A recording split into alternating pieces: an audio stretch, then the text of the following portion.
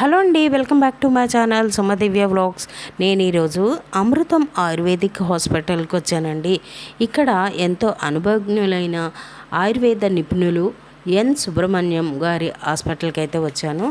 Doctor గారు ఇక్కడ వచ్చి మనకి ఆరోగ్య జీవన ధర్మాలు సక్రమంగా ఆచరించడం ద్వారా మనకి సర్వరోగాలు శాశ్వతంగా తగ్గించుకోవచ్చనని, అనారోగ్యం నుండి ఆరోగ్యంగా మార్చుకోవచ్చని కూడా అంటూ ఉంటారు. ఎలాంటి అనారోగ్య సమస్యలున్నా సరైన మార్గాన్ని సూచిస్తూ ఉంటారు. ఆయుర్వేదం అంటే మూలిక వైద్యం మాత్రమే కాదు, రోగమూలాలను తొలగించే జీవన విధానం అని కూడా అంటారు.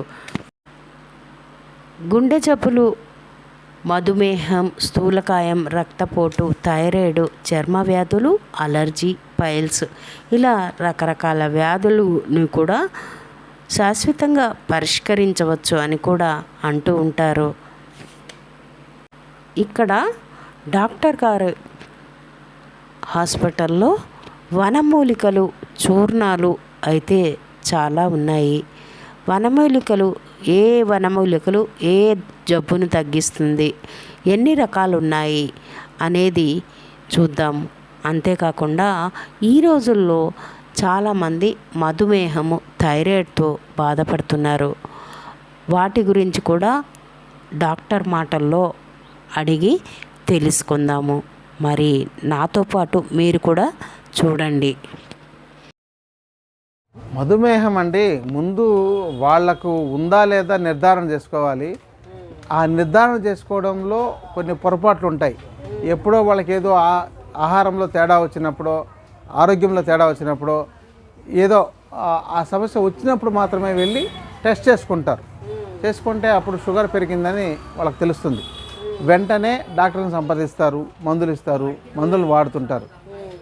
కానీ ఇలా మందులు ఎప్పుడు వాడాలి, అసలు మీకు షుగర్ వచ్చిందా లేదా, అసలు అది పూర్తి నిజంగా మీకు మధుమేహం వచ్చిందా లేదా తాత్కాలికంగా మీ రక్తంలో చక్కెర స్థాయి పెరిగిందా అనేది తెలుసుకోవాలి. ఇవి తెలుసుకోకుండా మీరు మందులు వాడితే ప్రయోజనం ఉండదు. దానివల్ల భవిష్యత్తులో మరికొన్ని సమస్యలు ఎదుర్కోవాల్సి వస్తాయి. అదే మీరు మధుమేహం వచ్చింది అని తెలుసుకున్న దాన్ని మీరు ఒక 4-5 సార్లు టెస్ట్ చేసుకోవాలి. తర్వాత ప్రారంభంలో ఆహార విధానాన్ని కనుక్కోవాలి. ముందు అసలు ఏమి తీసుకుంటే మధుమేహం పెరుగుతుంది, ఏమి తీసుకోకుండా ఉంటే మధుమేహం కంట్రోల్లో ఉంటుంది, ఇంకోటి ఏమి తీసుకుంటే మధుమేహం లేకుండా పోతుంది అనేది తెలుసుకోవాలి.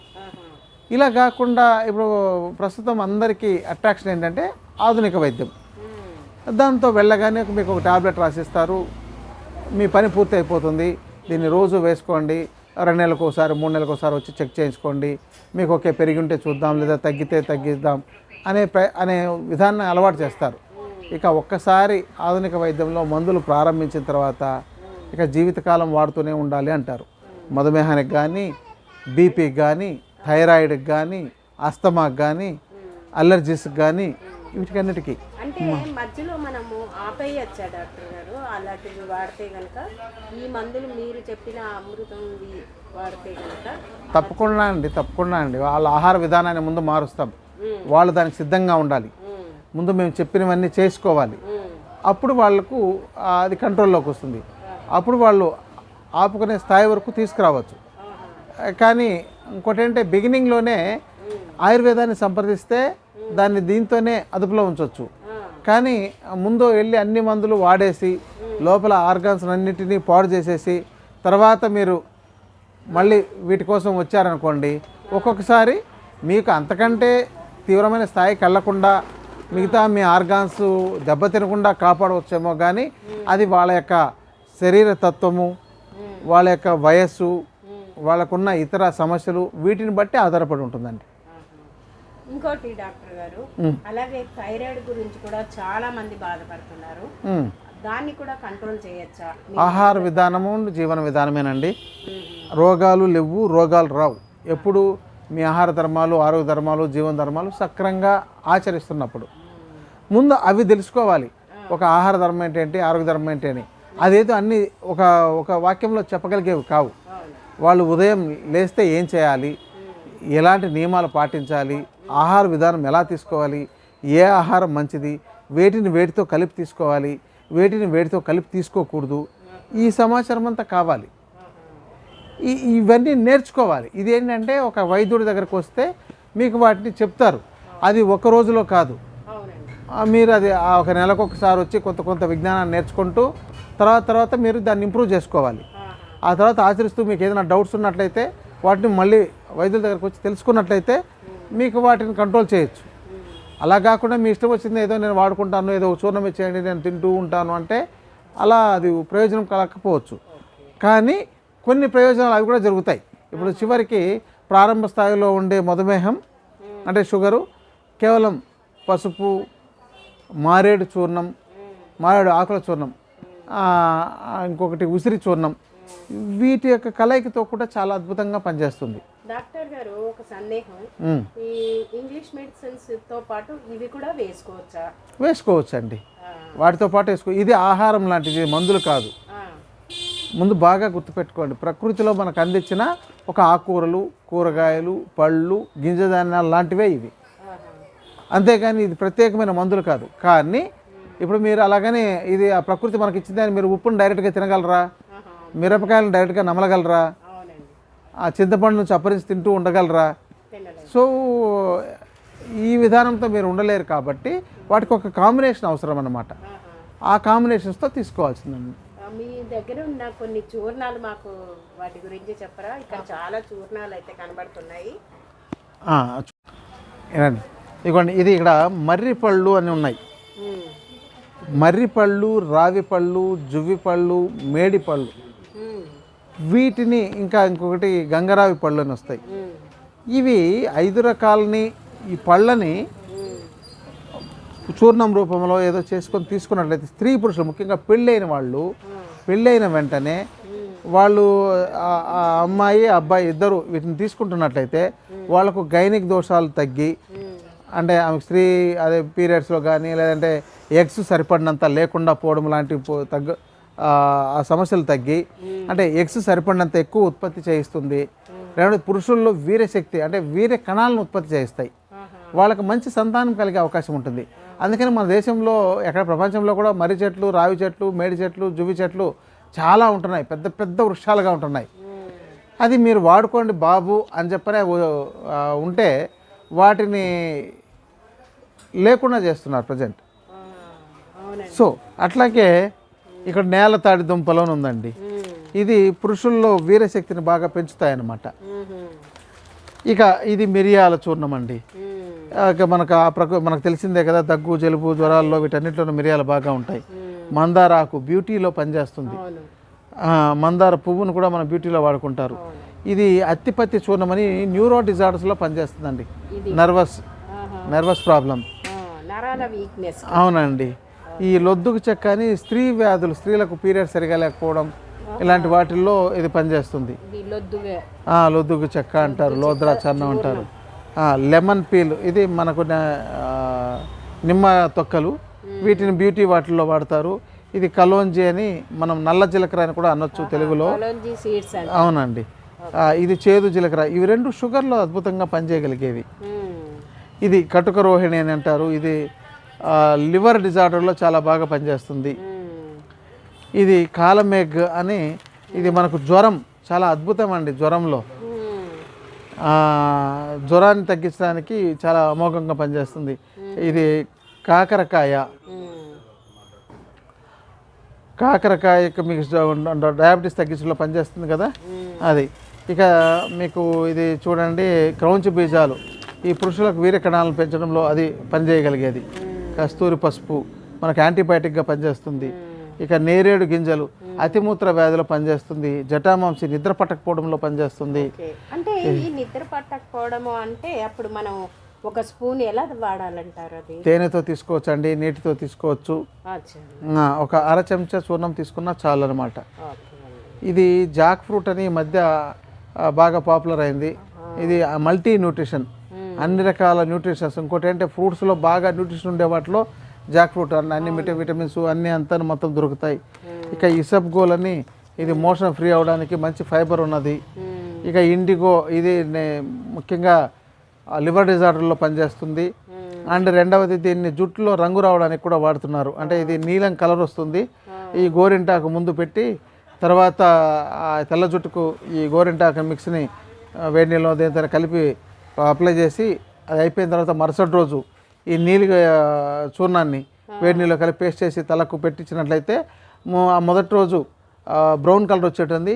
ఈ నీలి రంగుది కలిపి వాడేసరికి వాళ్ళకు బ్లాక్ కలర్ వస్తుందన్నమాట. ఇంకా సో అది ఇంకా కరక్కాయ, ఇది తల్లి చేసే మేలు కరక్కాయ కూడా చేస్తుందని ఒక సామెత. అంటే ఇంకెక్కడెక్కడో చాలా రకాల సామెతలు ఉన్నాయి. ఈ యొక్క త్రిఫల చూర్ణం దేనికి పనికి వస్తుందండి? ఇది విరేచనం సరిగా చేయడంలో పనిచేస్తుంది. అంటే మళ్ళీ పగలు రాత్రి పూట వేడి నీళ్ళతో తీసుకోవాలి విరేచనం ఫ్రీగా అవడానికి. పగలైతే తేనె నెయ్యితో తీసుకోవాలి. వాళ్ళ కంటి చూపు మెరగవడానికి, జుట్టు పెరగడానికి, బలం రావడానికి వాటికి ఇది ఇలా పనిచేస్తుందండి ఈ త్రిఫల చూర్ణం. ఇంకా తులసి చూర్ణం, ఇంకా దగ్గుకు దీనికంటే మించిన మంచి ఔషధం ఇంకొకటి లేదని చెప్పొచ్చు. ఇది శొంఠి, పిప్పళ్ళు, మిరియాలు కలిపినది. ఇది కూడా దగ్గులో కానీ గొంతు సంబంధ సమస్యల్లో పనిచేస్తుంది. ఇది తెగడ వేర్లు, ఇది విరేచనం సరిగా సాఫీ కాకపోవడంలో ఇది పనిచేస్తుందండి. ఇది స్టీవియా పౌడర్ అంటారు. దీన్ని మనకు స్వీట్నర్గా ఉపయోగించుకోవచ్చు అండి. అంటే స్వీట్గా ఉంటుంది లీఫ్. డయాబెటీస్ వాళ్ళు కూడా ఉపయోగించుకోవచ్చు. ఇంకా సైంధవ లవణం, రాక్ సాల్ట్. ఇది స్వర్ణపత్రి అని విరేచనం సరిగా లేని వాళ్ళకు నంబర్ 1 అనమాట. రాత్రిపూట దీన్ని త్రిఫల చూర్ణంలో కలిపి తీసుకున్నట్లయితే మంచి విరేచనమై సాఫీగా చాలా బాగుంటుంది.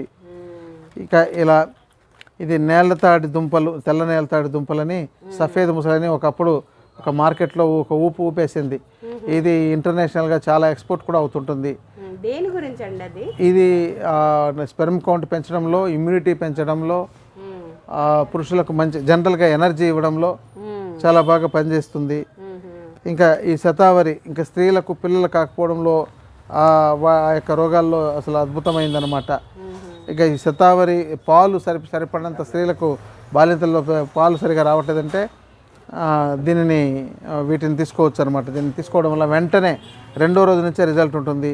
బీపీ తగ్గించడంలో, ఇక మునగాకు 300 రకాల న్యూట్రిషన్స్ కలిగి ఉంది అని చెప్పని రకరకాల పరిశోధనలు చెప్తున్నాయి మునగాకులో. మరి దీన్ని రోజు మనం ఆకుకూరలాగా వాడుకోకపోయినా దీన్ని రోజు ఒక చెంచా నీళ్ళు కలిపి తాగుతుంటే మీకు ఒక అద్భుతమైన ఫలితాలు వస్తాయి. ఒక 3 నుంచి 6 నెలలు వాడి చూస్తే కానీ అర్థం కాదు. అది ఒకరోజు తాగగానే మరుసటి రోజు ఎలా ఉంది అని చెప్పని చూస్తే తెలియదండి. ఇక శీకాకాయ, ఇది మనకు జుట్టుకు కుంకుడుకాయలు జుట్టుకు సంబంధించి వాడతారు. నేను మర్రి పళ్ళు అన్నా, ఇక్కడ రావి పళ్ళు. ఇది రావి పళ్ళు మనకు అసలు రావి చెట్టు చుట్టూ ప్రదర్శన చేస్తేనే ఆ సంతాన దోషాలు తొలగిపోతాయని. ఇది రత్నపురుషం అంటారు. రత్నపురుష అసలు ఇది కూడాను ఎనర్జీలో అద్భుతమైందనమాట. ఇలాంటి పుదీనా పౌడరు, కొండపిండి కిడ్నీ స్టోన్స్లో పనిచేస్తుంది. పొడపత్రి షుగర్ పనిచేయడంలో ఇది మనం నోట్లో పౌడర్ కొంత వేసుకొని. అంతేకాకుండా అశ్వగంధ చూర్ణము, అంకోలా బాత్ పౌడరు, ఆమ్లా చూర్ణము, రక్తాన్ని శుద్ధి చేస్తుంది ఇది ఆమ్లా చూర్ణము, అక్కల కర్ర చూర్ణము, తెల్ల మద్ది బెరడు చూర్ణము, అతిబల చూర్ణము, సుగంధ పాల చూర్ణము, తంగేడు పువ్వు చూర్ణము, పల్లంకి చూర్ణము, బల చూర్ణము, భావంచాల చూర్ణము, మారేడాకు చూర్ణము, మారేడు గుజ్జు చూర్ణము, బ్రహ్మ చూర్ణము, చింతగంజల చూర్ణము, తిప్పతీగ చూర్ణము, గోరింటాకు చూర్ణము,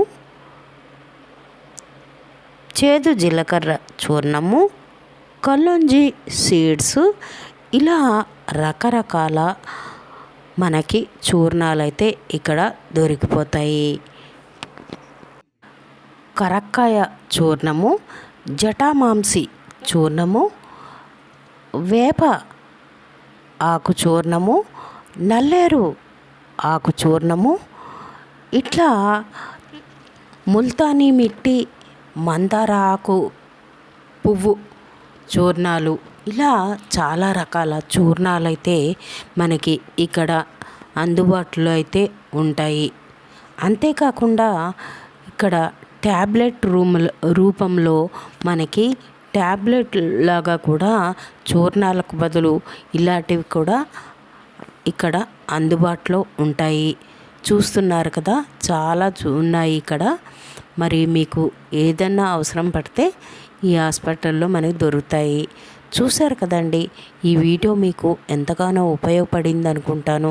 ఉపయోగపడితే లైక్ చేయండి, షేర్ చేయండి, పక్కన ఉన్న బెల్ ఐకాన్ని క్లిక్ చేయండి. మరొక నెక్స్ట్ వీడియోతో కలుద్దాం మరి.